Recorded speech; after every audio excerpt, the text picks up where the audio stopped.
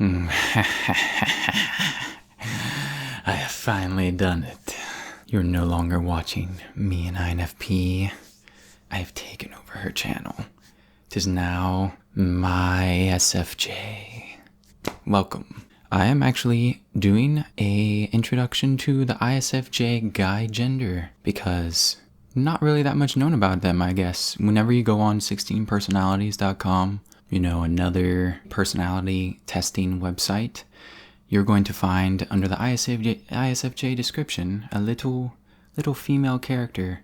Usually she has like a little doctor's wand or, a little cross or whatever on her shirt. Whatever. It's a girl.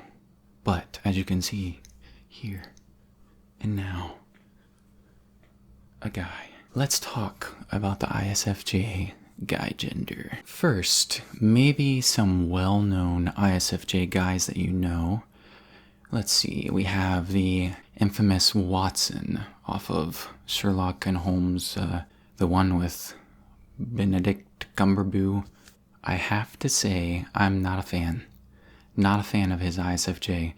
One, this is just something I think maybe you guys can relate to, but when you see another of your personality type, and like you meet if you're an ENFP and you meet another ENFP person out there, you can see their flaws, you can see their mistakes much easier. It seems like because you are them, and it's like, whoa, why are you doing that, man? Whoa, stop.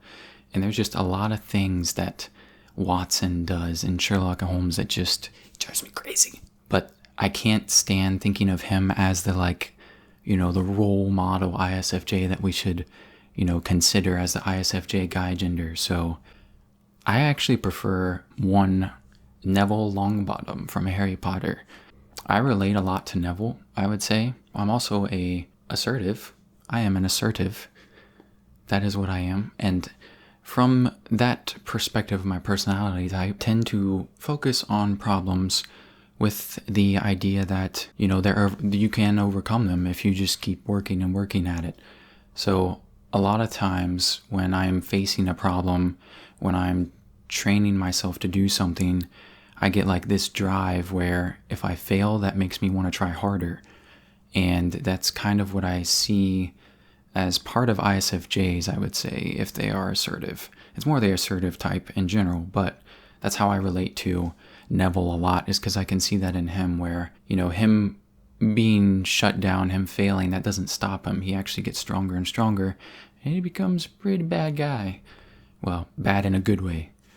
He becomes a good bad guy later on in the films, and he does some butt kicking, if I could say myself. For function stacks, so ISFJ is SIFEGINE. So that's how we function in order. SI is our primary function, which is internal sensing. So this is how we categorize information. We keep it stored away in like little file bins in our mind. Me personally, how this works for me, I remember a lot of useless information. So I can relate, I think ENTPs, that's how I can relate to them. There's a lot of things where it's like other people would be like, why are you remembering how many scoops of salt it's going to take to melt this? And it's like, well, that really stuck with me when I heard about that. I thought in my mind that could become useful, that could save my life. I could be stuck in a jail cell with 2 tablespoons of salt, and I'd be like, this is enough to get me out. So just little things like that. That's how my SI works. I remember the things that usually we would consider odd, and I keep them all stored away in my mind, and I pull them out, like out of file cabinets when it comes time. I would say I have photographic memory. I remember situations as if they are a movie in my head being played back, and I could tell someone how they were standing, how their posture was in a specific situation, if that's one of the odd situations I remember in my mind. So anyway, that's SI. FE is our secondary function, which relates to external feeling. So that is how we socialize. That's how we share our empathy with others as well. We can externally feel their emotions. We can relate to them, particularly with me and INFP. that's one of the things we've talked about before, is a lot of times I can sense the mood of the room, and that can affect me. That can affect how I feel in a social situation, where if I feel like people are nervous, that'll make me nervous. Even if I feel like there shouldn't be a need for me to be nervous, I can feel that tension, and it affects me as well. It's something else that it has positives and negatives. One, I feel like it's positive in that you can relate to others better.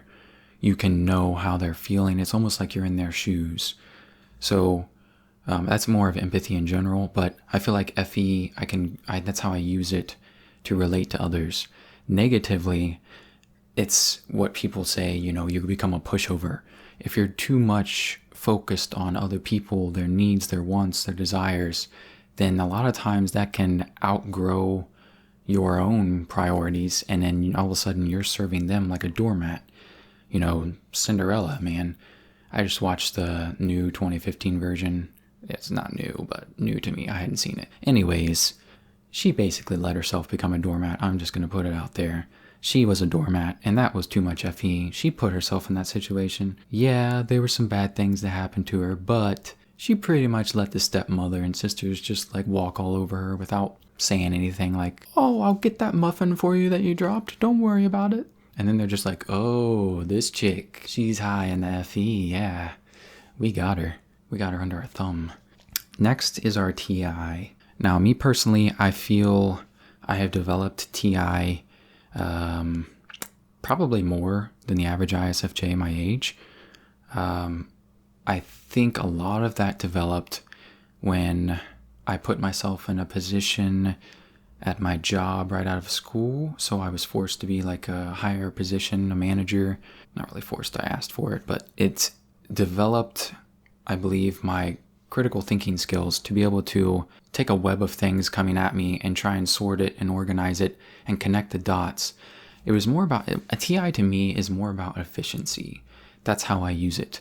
It's more about connecting internal ways to have a more efficient way to do something. So when I relate to me and an INFP, when I can see this when we plan out things, or when we're explaining things to one another, a lot of times when I try to explain something to her, it's like I relate it to something else. I'm like, riding a bike, that's just like riding a unicycle with another wheel on one of those ab rollers on your hands, and you're just imagine rolling that. And she's like, "What? That has nothing to do with riding a bike." To TE users, each situation is something new, and they learn each new situation as an event in itself. It's its own box. Everything has its own box. Riding a bike goes into one box. Riding a unicycle goes in another box. Just that's how they keep things separate, and that's each activity, each function has its own steps.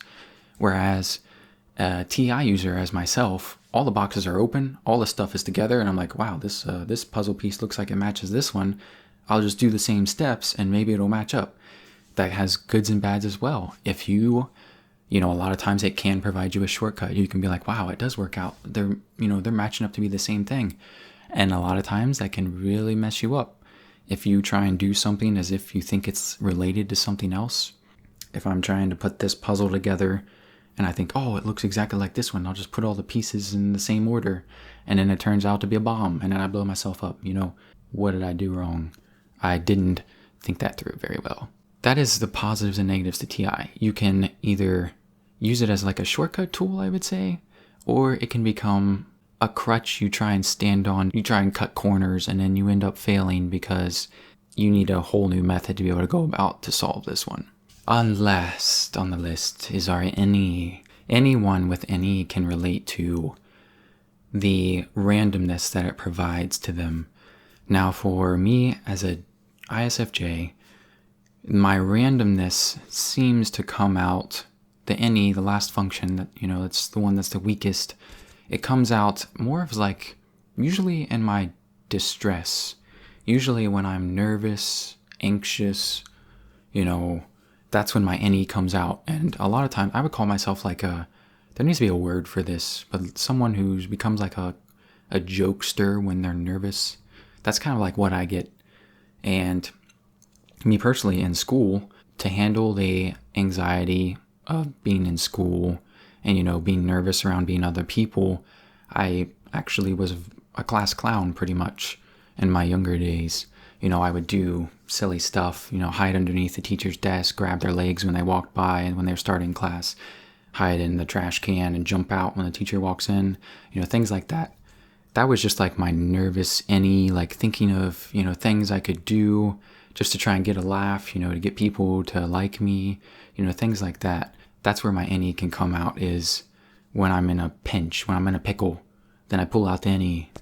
Give me a pickle, give me innie. I can't think of something. That sounded like it was going somewhere, but I'm going to stop. Growing up, I feel my life as an ISFJ was greatly altered by the people I was around. I feel I was more influenced by intuitives when I was younger. I feel I gravitate more towards a deeper conversation than, surface talk. I can follow society's, how are you? I am well. How are you? Look at the weather. Woo, it's cool. Yeah, windy out there today.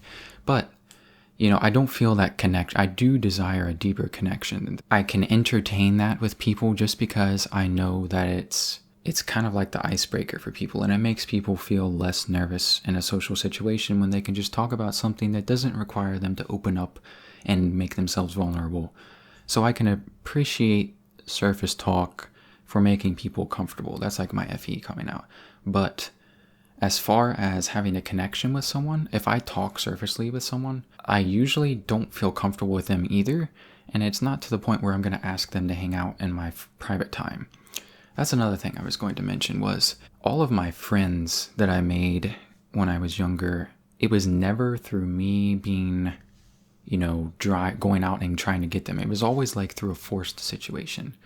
So being in a class with them, forced to being in a group with them, things like that. I was never the one that like actively sought out a friend because I'm an introvert. Yeah, surprise. I was nervous. I did not feel like I could come out of my bubble. But since I was forced into situations, I was able to make friends. And a lot of the friends that I did make to the deep level that I consider, myself being comfortable with them, I'm still friends with today. I would say 99% of them, I'm still friends with today. I still talk to, I still keep open with.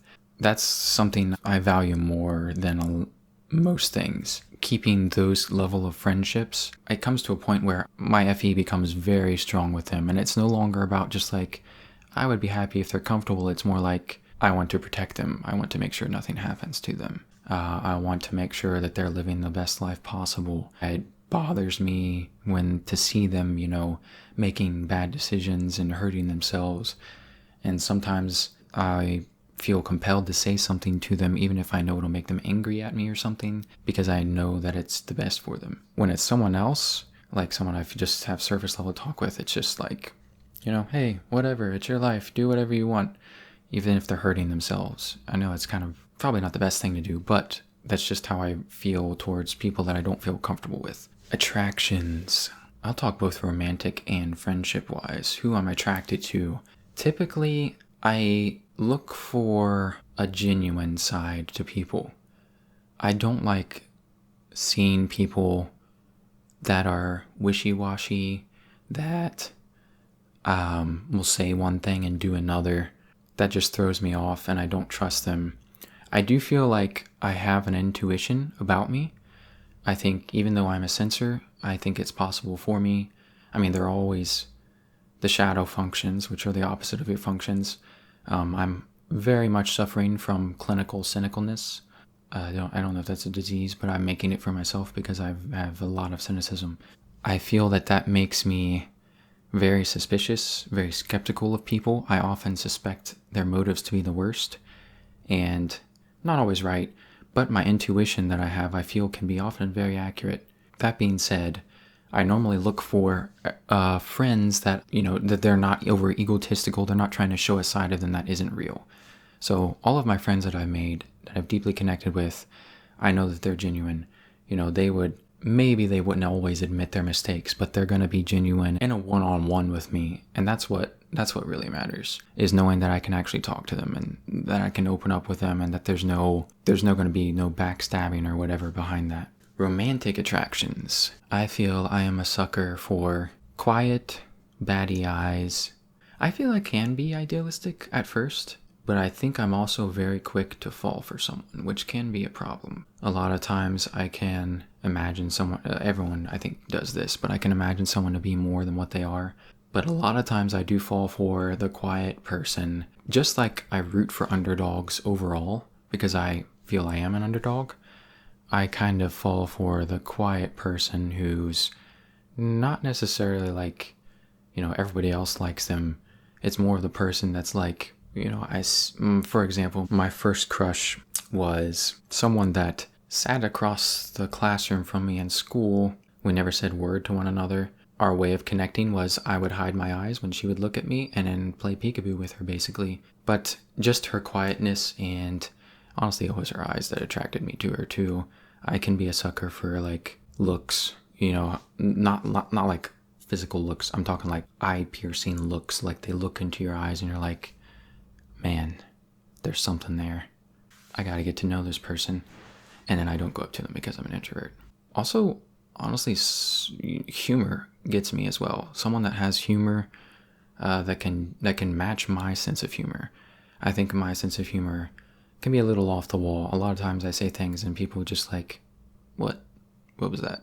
For someone to get my humor, that's like an instant connection with me. I feel like, wow, they actually understand this. They understand my madness. Wow, this person needs to be my friend immediately. So what I do in my free time, number one, most important, we'll just get it out of the way, gaming. Ever since I was a younger kid, I always felt like I was out of my generation. I felt like I was missed, that generation that I was supposed to be a part of, and I was born too late. So my older brothers, there was 4 of them that hung around together and kind of like a group, and they would do a lot of stuff together, and I felt like, man, I really need to be a part of that, but I'm too young, I can't do anything. So I usually fell back to games, video games. That was also how I ended up like letting out stress, and ever since then, I have always let out my stress through video games. So that's something I've always done in my free time. That's also how I get out my extra mental energy. I feel like a lot of times when I do have to talk to people in public, a lot of times my mind just wants to go more and more, but the conversation isn't going there. So my mind is like, my mind is wanting to run on the treadmill and we're just being stuck like walking through the park. So video games like interacts with my mind to make it run on the treadmill, keep it busy, and basically wear it down so I'm not sitting in my bed at night remembering things with my SI about that I did 12 years ago that I'm regretting, which it happens still very often. Also, I do enjoy learning to play musical instruments. So I've tried my piece at piano, and I still am perfectionistic, so I quit that when I messed up a couple lessons. Very much regret it. But now I've moved on to guitar and more of just self-taught myself. Other hobbies, I would say, I really enjoy working out. I feel exercising gives us a refresher both in our body and our mind. That's another way I would say I release stress. So one of the best things I think for me, I moved to a college campus that was far away from home, was staying on my exercise routine. That was a way for me to let out excess physical energy so that I wasn't pent up, and it allows you to sleep better. And I feel it helps you mentally as well because it allows you to focus. If you ever heard the saying, make your bed at the start of the day, and that's like a start of productivity in your day, allows you to get the ball rolling. I feel the same can be said for exercising. You reach your goals, you surpass them, that makes you feel better, and you can continue on with that mindset that, oh, if I can tackle this, then I can go on and do this too. It just allows you to jump over hurdles much better when you can jump over littler ones along the way. So I think we've covered the ISFJ male in a nutshell. I thank you guys for your time, and maybe I'll be seeing you in another video. Bye.